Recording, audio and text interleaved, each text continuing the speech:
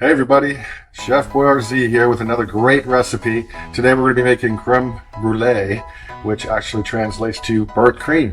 I'm sure you've had it at some swanky restaurants you might have been at. Really impressive dish, but actually really simple to make.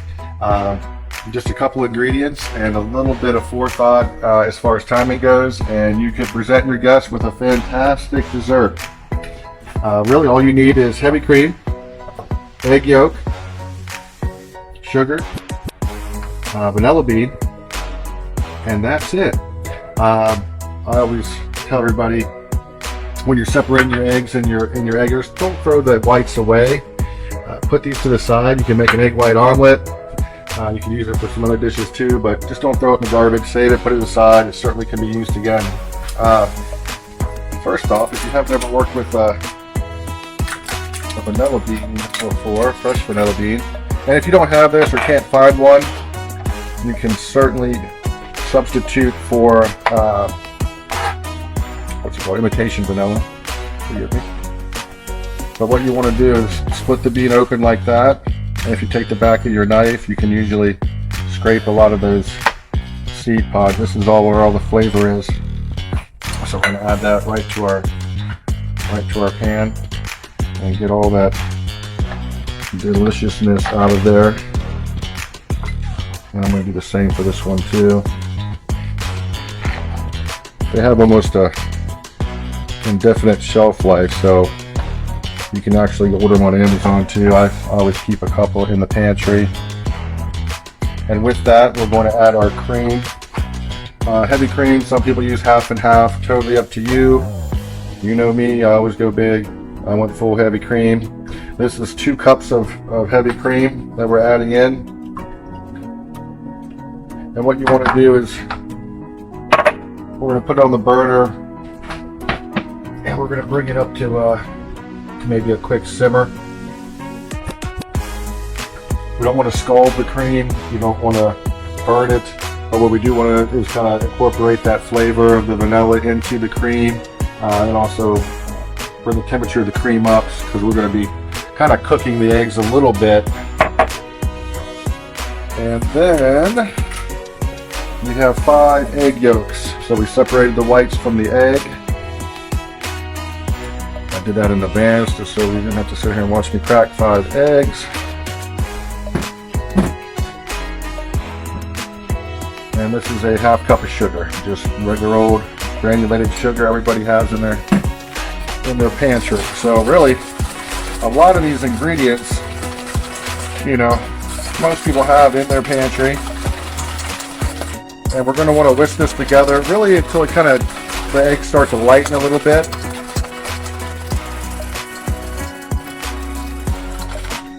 One thing too, I always like to add while I'm doing this is just a tiny bit of salt.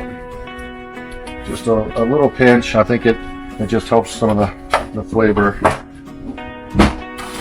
of pop in your mouth after you made the dish.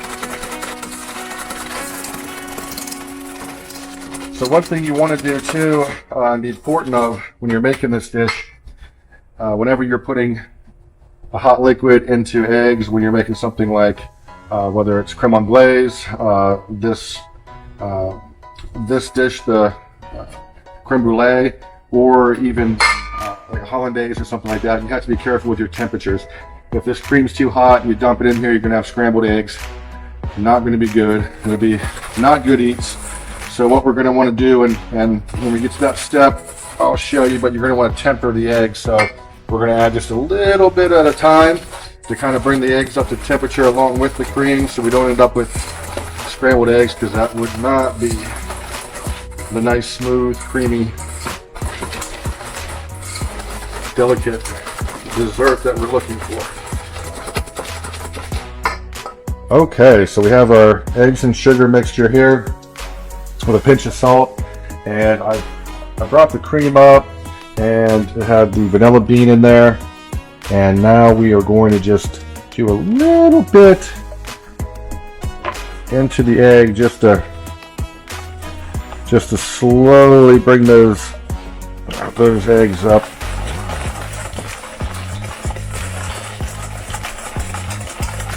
Like I said, if you If you add it, if it's too warm, too hot, and you put it in the eggs, you're gonna end up with scrambled eggs. This is kind of a similar technique you use also when you're making quiche, or and then you're basically making a, what's the word I'm looking for? A custard.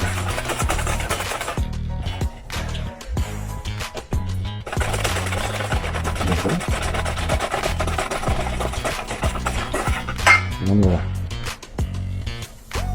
discard our vanilla bean, and then I want to make sure I get all that those good vanilla seeds in there.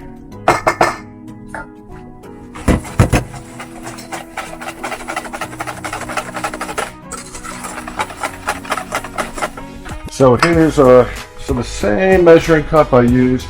What you can do, you want to put water in your ramekin tray. I put a towel at the bottom. That way they don't slide around, slosh around. I want to go about halfway up the ramekins. This is going to prevent them from kind of browning on the sides, maybe like a cake or something would. It's going to act as an insulator. And then what I normally do is use the same.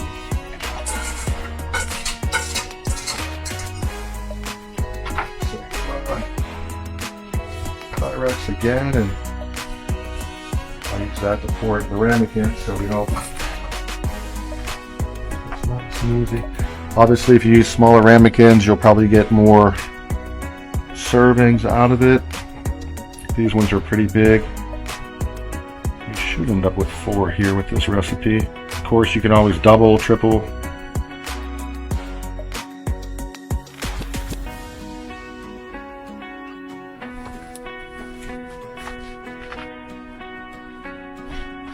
And into the oven we go at 325. Probably about 50 minutes. You want them to be firm, but have a little jiggle left to them. We'll bring them out. We're going to want to let them cool. You can put them in the refrigerator with some ceramic over each one, and they'll hold in the fridge for at least 3-4 days.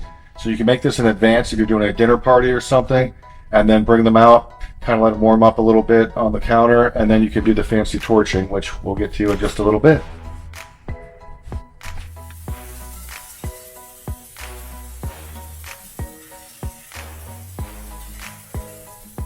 And now, the flame.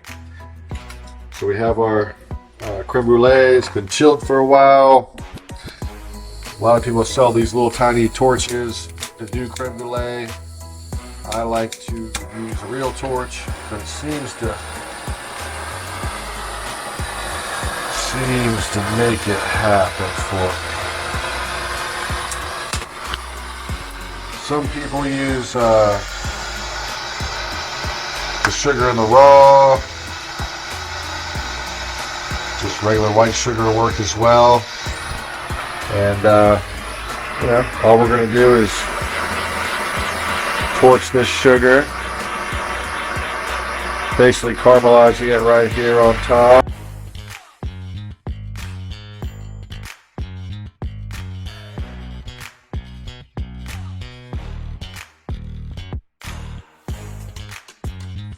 And voila! I usually do with a little strawberry. I have some blueberries at the house today, but there we are, creme brulee. Bon appetit. Till next time.